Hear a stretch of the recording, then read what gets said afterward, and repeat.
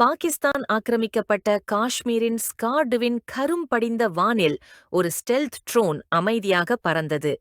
இது ஒரு பார்வையற்ற இரவு, ஆனால் அதில் பறந்தது மரணச் செய்தி.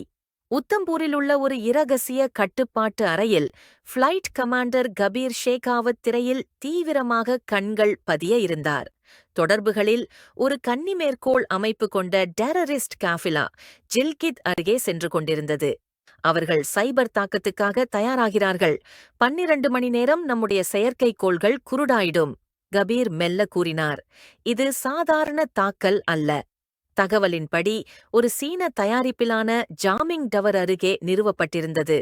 ட்ரோன் அப்பகுதிக்குள் சென்றால் கட்டுப்பாடு முழுவதும் அறுந்துவிடும். மாற்றாக மனுவல் ஓவர்ரைடு மட்டுமே நம்பிக்கை. கபீர் ஃபால்கன் 7 என்ற அதிநவீன ட்ரோனை இயக்கத் தொடங்கினார். சுத்தமான கை நுணுக்கம் மற்றும் VR கண்ணாடிகள். இரவில் கண்கள் இல்லாத பயணம் உயிரோடு திரும்புவதை அறிய முடியாது. பயணம் சென்று கொண்டிருந்த போது எதிரிகள் தாக்கினார்.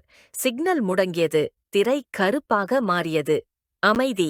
ஆனால் கபீர் தனது முன்னே பயண வழித்தடத்தை மனப்பாடாக நினைத்தார். தொட்டுணர்வும் பயிற்சியும் துணிவும் மட்டுமே வழிகாட்டியாக இருந்தன. 10 வினாடிகள், 20 வினாடிகள். தூம்! திரை மீண்டும் ஒளிர்ந்தது. காஃபிலா இருந்த இடம் சாம்பலாகியது. ஜாமிங் டவர் மட்டும் அப்படியே இருந்தது, ஒரு எச்சரிக்கையாக. முடிவு. கபீர் தனது கண்ணாடிகளை அகற்றினார். நெஞ்சம் ஊறியிருந்தது. அவர்கள் நம்மை குருடாக்க நினைத்தார்கள். நாம் நிழலிலும் பறக்கிறோம்.